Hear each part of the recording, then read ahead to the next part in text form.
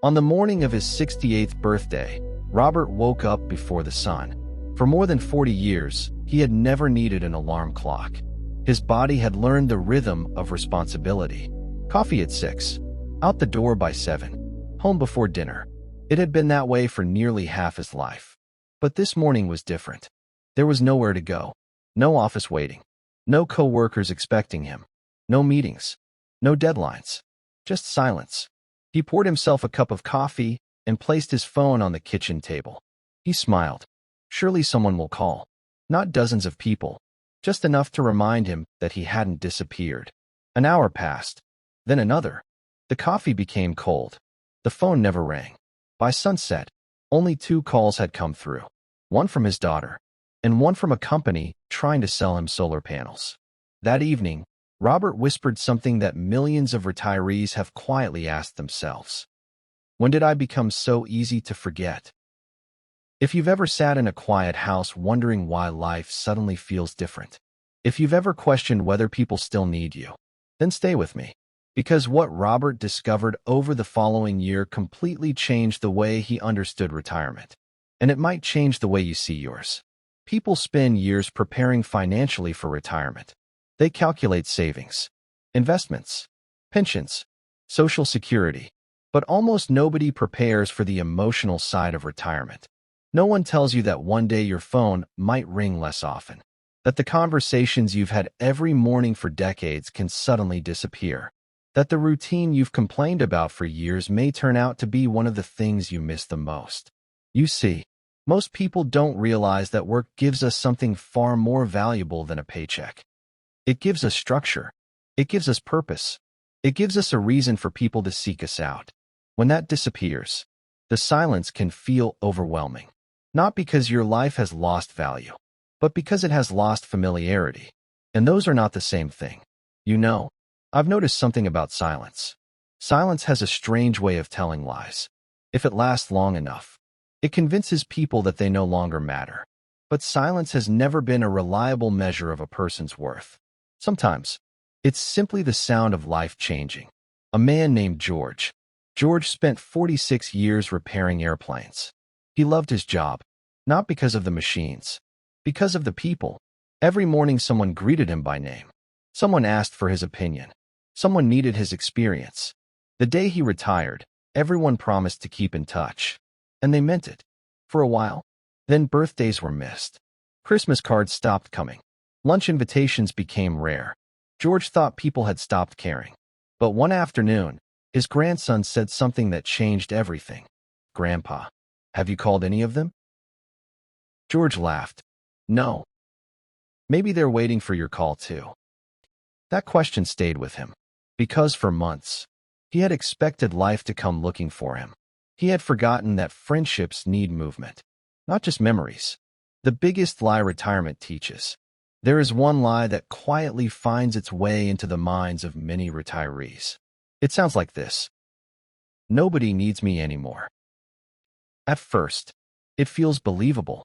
After all, you're no longer the manager, the teacher, the engineer, the nurse, the mechanic, the business owner. Your professional title disappears. But here's what retirement often reveals. Many of us confused being useful with being employed. Those are not the same thing. A grandfather reading bedtime stories is useful. A retired electrician mentoring young apprentices is useful. A volunteer serving meals is useful. Purpose never retires. Only careers do. I once heard someone say, the hardest day of retirement isn't your last day at work. It's the first day you wonder whether anyone notices you're gone. I think that's true. Not because people stop loving us, but because we've spent decades believing that our value came from our productivity. Maybe, just maybe, we've been measuring ourselves with the wrong ruler all along. Robert makes one small decision. 3 months after that lonely birthday, Robert walked into a local community center. He almost turned around. Everyone looked like strangers. He felt awkward. He wondered if he'd made a mistake. Then an older gentleman sitting near the entrance smiled and said, "First time?" Robert nodded. The man smiled again. "Mine too." That simple conversation lasted less than 5 minutes. But it led to coffee the following week, then weekly walks, then card games on Thursdays, then birthdays celebrated together. Nothing extraordinary happened. No miracle. No dramatic transformation. Just one conversation, followed by another. Sometimes we think life changes because of one big decision. More often, it changes because of one small, brave moment repeated over time. What loneliness really wants. Loneliness is dangerous because it encourages us to do the very thing that makes it worse. Withdraw. Stay home. Wait. Hope someone remembers. But human connection rarely grows in waiting. It grows in showing up. Call someone. Join a walking group. Volunteer. Take a class. Visit your local library. Attend church if that's meaningful to you.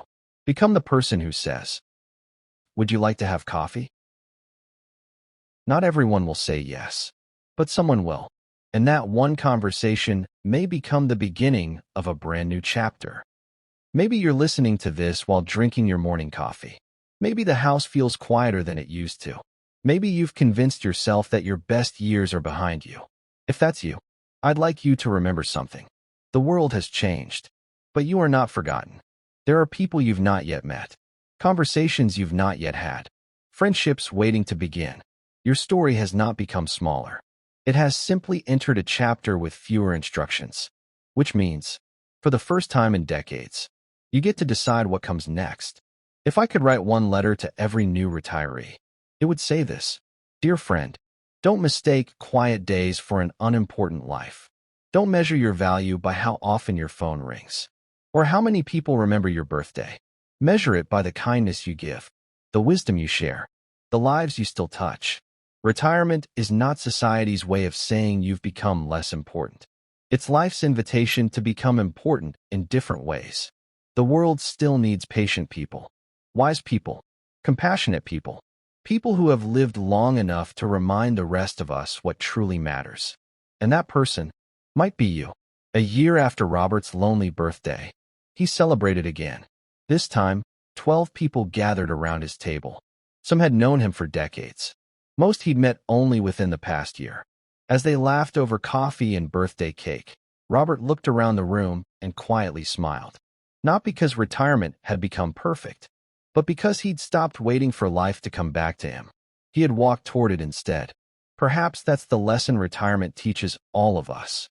Not that life becomes smaller, but that we are the ones who decide whether our world expands or quietly closes. If today's message spoke to you, I'd love to hear from you. What has been the biggest surprise about retirement? Share your story in the comments. Someone reading your words may realize they're not alone. And if this video encouraged you, consider subscribing to Halston Talks, where every week we explore the stories, lessons, and quiet truths of retirement that too often go unspoken. Until next time, remember this: retirement doesn't end your purpose. It gives you the freedom to choose it.